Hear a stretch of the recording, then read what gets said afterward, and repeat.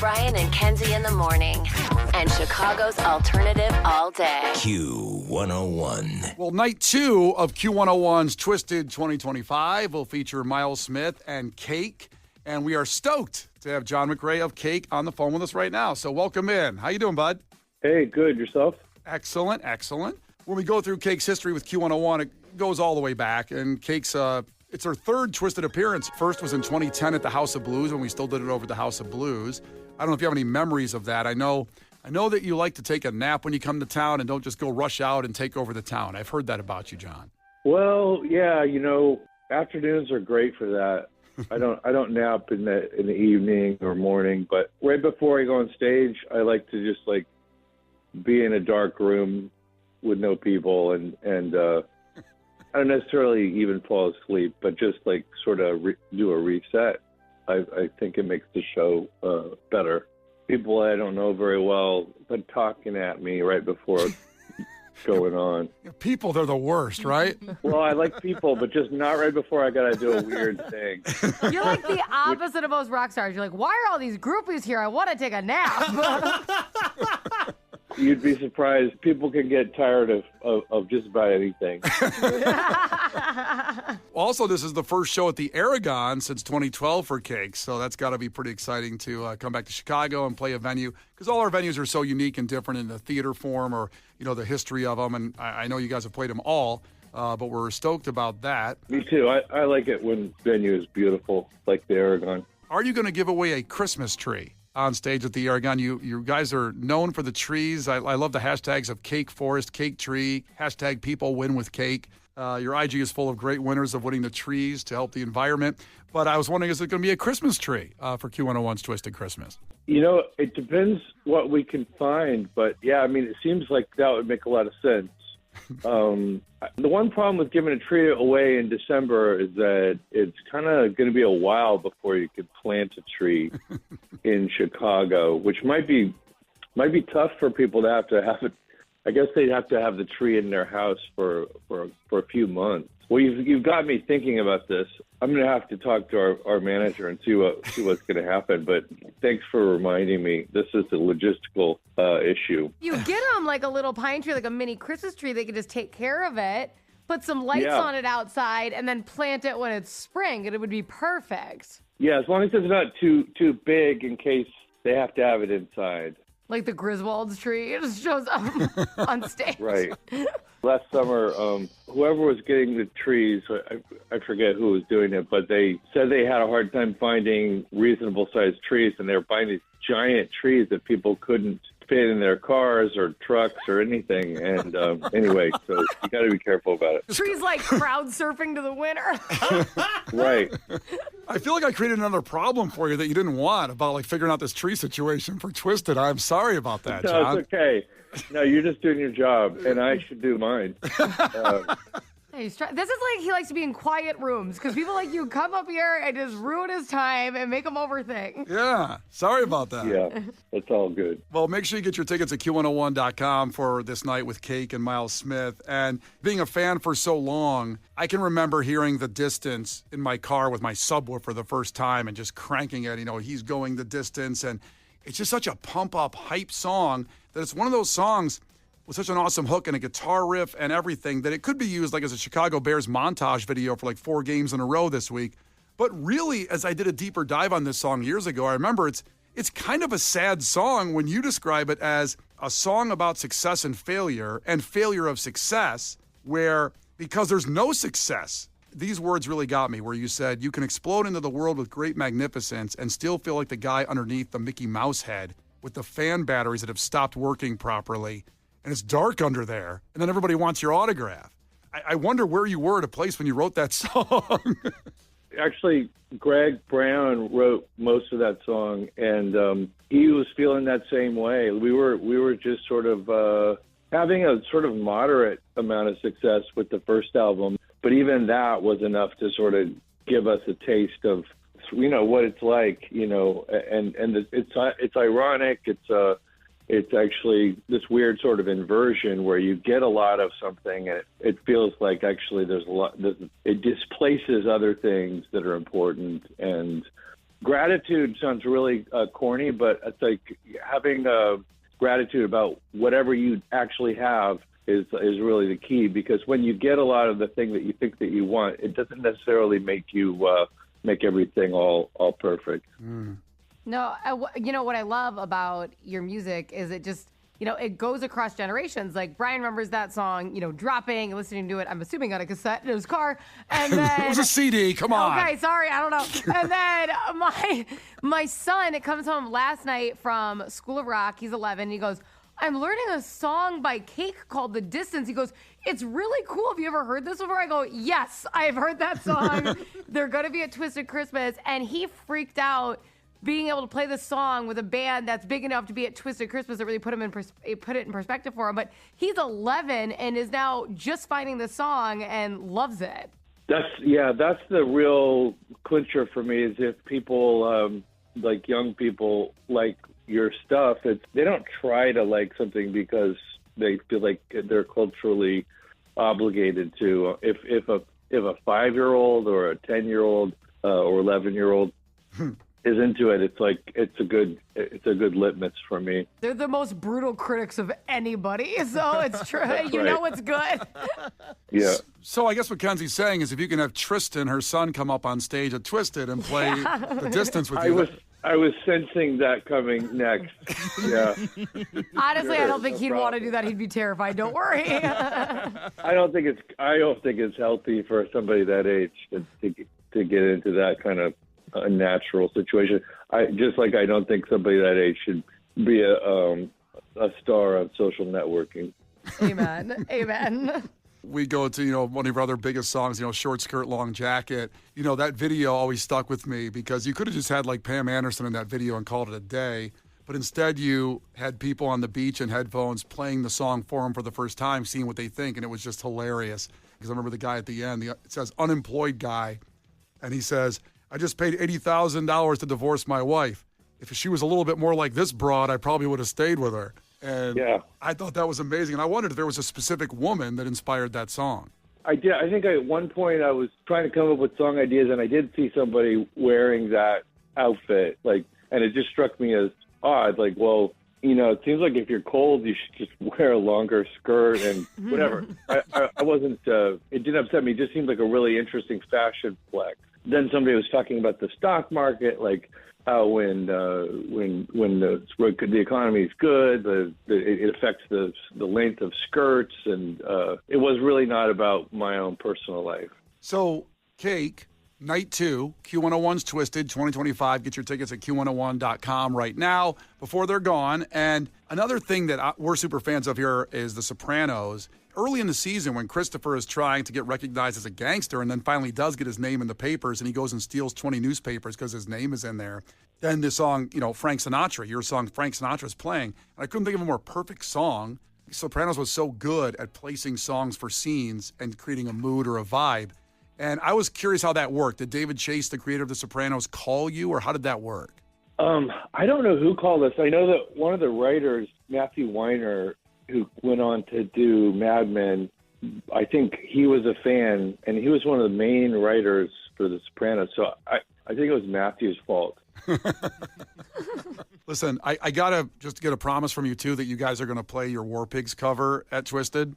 I think it's probably 90% chance that we'll play it. And now that you've said that, probably 95. Kick ass, because that's the best cover I've ever heard in my life, and I'm not being, over-exaggerating there. That's the best damn cover. Thanks. We lucked out with that. We just kind of stumbled onto that bass line. Oh, come on. There's no such thing as luck. Well, I think there's work, and then you work and work and work it, and if you keep working, you get lucky a little here and there, and you find things that are useful. 90% chance War Pigs, 90% chance Christmas tree. Good to know. There you go. That's the way it's going to be, I guess. Well, John, thanks so much for taking the time to talk to us, and we cannot wait for Night 2 of Q101's Twisted 2025. You'll see Cake, you'll see Miles Smith on the same show at the Aragon, and thanks so much for your time, John. We'll get ready for that Christmas tree. Thank you so much. I'll get right on it. The Brian and Kenzie Show. Q101. The Brian and Kenzie Show. Q101. We launch Ticket Blitz Thursday in about 9 minutes, the last dinner party at the Salt Shed. Free tickets all day, every hour, once we start it at 8 o'clock here with Brian and Kenzie on Q101. That's at 8. And just after 8, we'll throw out some John Mulaney tickets for Wrigley Field. So a lot coming up in the next 15-minute segment here with Brian and Kenzie on Q101. Breaking news. We had talked about this story for the last couple days. Biggest story in the world, that the Louvre got robbed of Napoleon's jewels. And now the total's coming to this priceless amount, but over $100 million. The jewels will be worth over $100 million. These guys went in like Ocean's 11. In 4 minutes, they were out. They rode away on some divvy bikes, and they saw it in. But I'll tell you what. Let's play the news story to get you caught up if you're not fully aware of how this happened, what happened, and then we'll come back. We have breaking news on an update. Was it possibly an inside job? What happened here? Here is the story that describes what happened first. Police say 4 men disguised as construction workers set up this ladder attached to a truck, gaining access to a second-story balcony. They then used power tools on a window frame to break in, according to investigators who allege the thieves threatened security guards before ransacking the Apollo Gallery, where Napoleon III's crown jewels were on display. The heist lasted all of 7 minutes, according to investigators. The museum's visitors were immediately ushered out. All of a sudden, we were kind of rushed by a big mob of police. The investigator in charge of the case says the thieves tried to set the truck with the ladder on fire, but couldn't. They then took off. That's a shame. You had this plan, and you did one of the greatest thefts in history, and somehow the truck didn't start on fire. I would think it's kind of easy to start a truck on fire. I think it's the ladder they were trying to set on fire that was attached to the truck. Yeah. Maybe they should have set the truck on fire. Do you think they had fire. a metal ladder? They're like, oh, we wanted a wood one. Damn it. Francois, you were supposed to get the wood ladder. All right. Fire, but couldn't. They then took off on scooters and were seen later on a nearby highway. What will the thieves do with the pieces they've robbed? It's very difficult to know what's happened after this moment. Let's talk to a random guy in the street who knows nothing. Yeah. How to know what they will do with this stuff afterward? You think for yourself. But he still I don't know. We could follow the scooters. Everyone's just talking about it. The scooters are still on the highway. Did they interview this guy while the scooters were still in sight driving away? Yeah. The scooter so go speedy. vroom. Let's talk to this guy. Moment. It's possible, he says, the robbery was a special order for a private collector, but more likely the treasures will be broken up and the gems sold. Wasn't the glass in the display cabinets reinforced somehow? La difficulté. Incredibly, he says, it wasn't. All of a sudden, no habla. All this, I'm out of here. It's kind of like this. It's tough to say. Les difficultés. All of a sudden, it became the Major League Baseball Balco trials for steroids. No one can speak English all of a sudden. It's like, yikes. Sammy Sosa, we've talked to you in English for 15 years. Now you haven't. No sé. No entiendo. Translator, please. Rafael Palmeiro, come on. Yeah? All right, so that's what happened in the past week, this robbery. Can I, before you get into the possibility of an inside job, can I just ask one question? Mm-hmm. So you said that the estimated value of what was stolen was $100 million? It's hard to gauge it because it depends.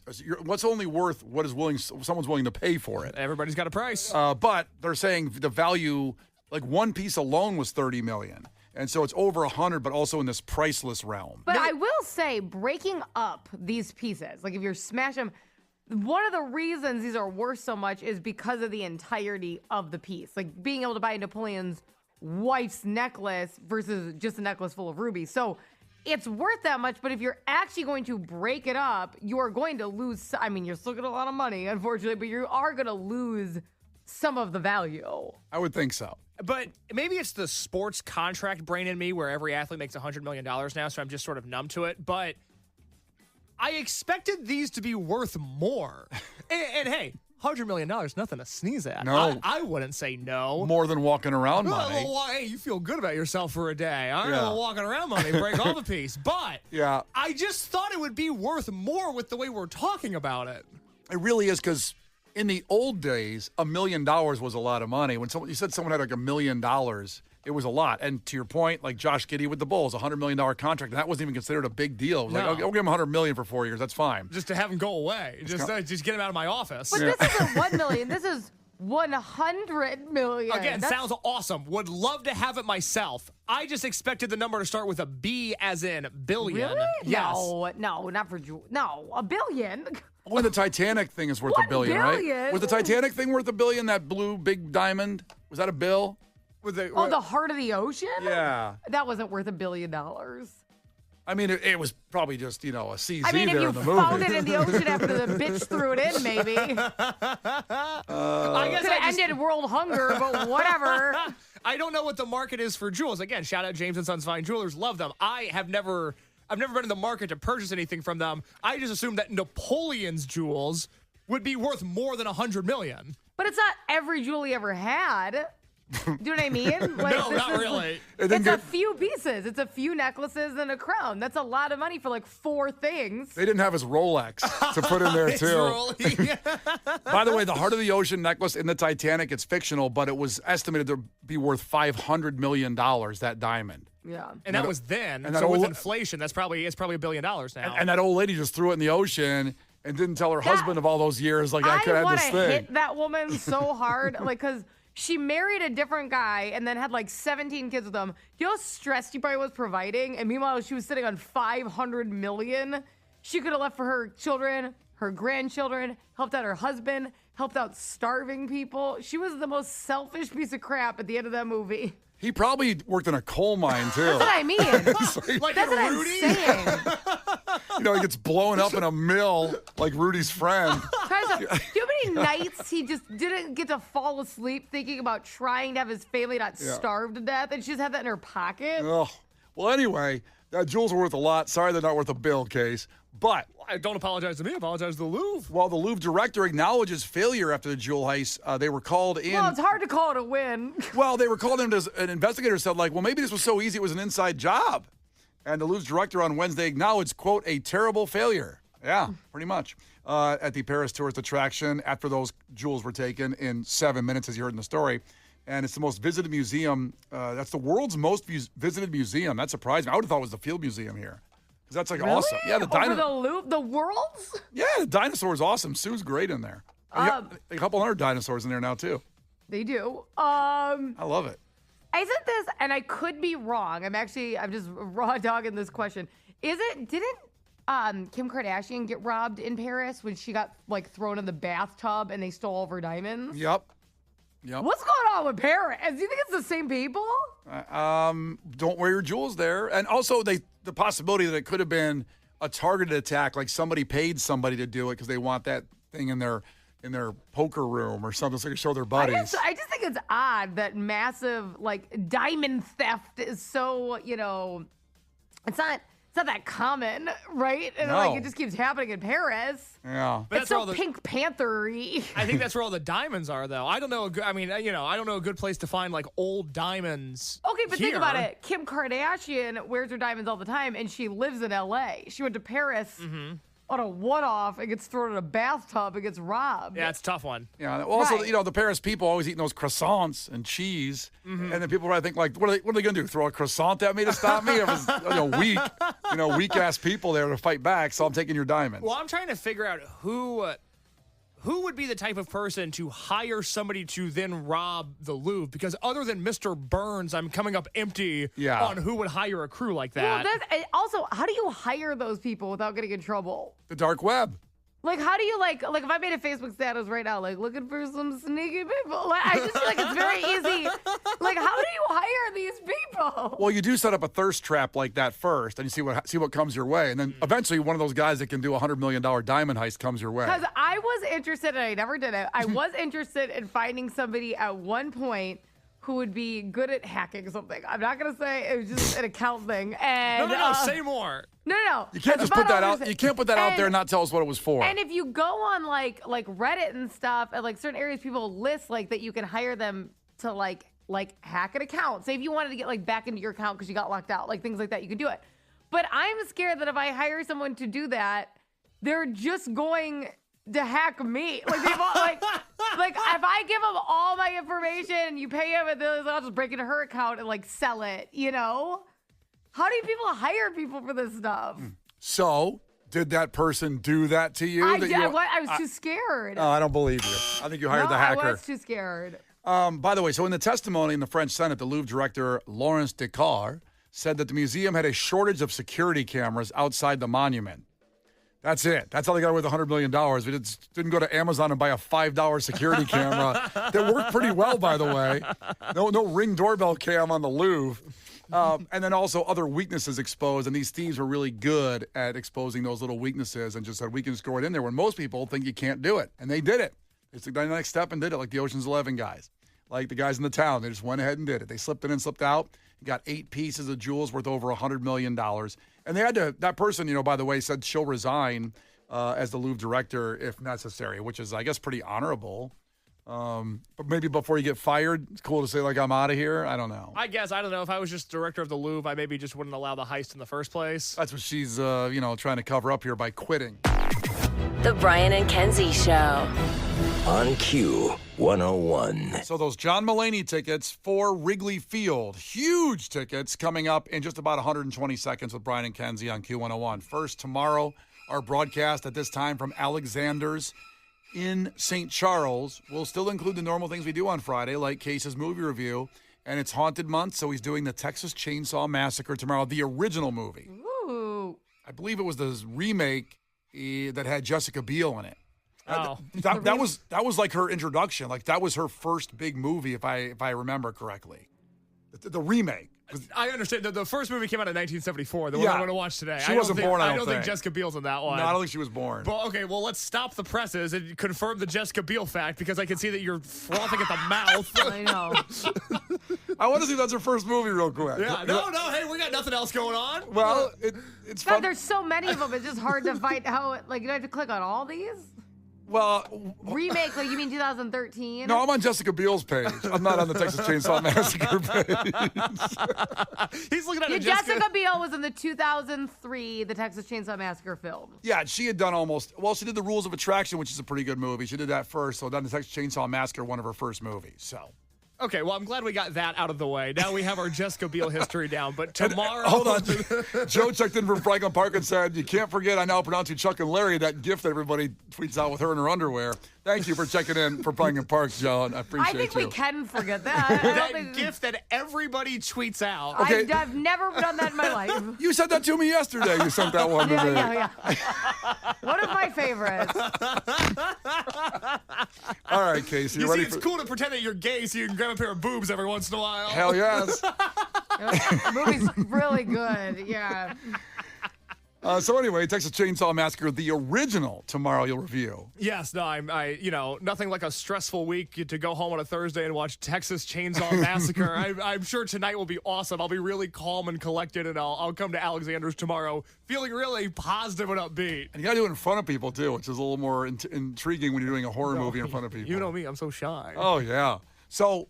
Also, before we get to the John Mulaney tickets, we have a new milestone here. 18,423 meals for God Bless the Gravy. That goes to the Greater Chicago Food Depository with your donations. And Alexander's Restaurant tomorrow, you come out and eat, they're going to give 10% of the sales to God Bless the Gravy, which we love to death. What great people. But some new ones came in here, $100, donated anonymously. Oh, boo. Put your name on it. Love to call you out. Like Eric checked in, and he wants to credit for the team at Eric's Estate Sales. $100 on there, and we love to shout out businesses. So Kenzie, you have I love estate sales. Was there an email list or something? How do we get on Eric's Estate Sales? Is that a website? Hold on. Is it a website? I love estate sales. Eric, is it with a C or a K? It's with a C. Eric Estate. They do have a website, Kenzie. I'm going right now. Eric's Estate Sales. I effing love estate sales. He needs to get me out there. Well, they are doing well enough to donate $100. That's 300 meals to God Bless the Gravy. So appreciate businesses, man. We will shout you out. We have no problem doing that. John Mulaney tickets, 312-591-8300. Call right now for your chance to see the first comedian ever to play Wrigley Field, and he's a Chicagoan, which is great, from Live Nation, our great friends. The tickets go on sale tomorrow at 10 a.m. You will see John Mulaney if you call right now. I personally take the subway in New York. I love the subway because of the male and female voices that narrate the subway, that man and that woman. The woman who does the subway announcements and her way too loud husband. You know, the woman who's like, the next stop is Christopher Street. Stand clear of the closing doors, please. Why are you shouting? What are you, in the next room? I asked my friend who works for the city, I said, why is it a male voice and a female voice? And he told me because it's been proven that people will take information from a female voice, but they will only take a warning from a male voice. Now, that's its own American gender nightmare that we don't have time to get into. But I have to say, I trust that woman more. I like how she says the subway stops, because she always says them like they're a little secret. She's always like, the next stop is Chambers Street. Assaulting an MTA worker. I wasn't gonna do that. They warn you about that now. There's also signs in the back of taxi cabs that say, murdering a taxi driver will get you 25 years in prison. Oh, okay. I guess I won't do it. That doesn't happen in any other industry. It's not like at restaurants, they're like, your server, Michael, will be right over. Oh, by the way, killing a waiter in the state of New York is a Class A felony. I'll get you some bread. The Brian and Kenzie Show. Q.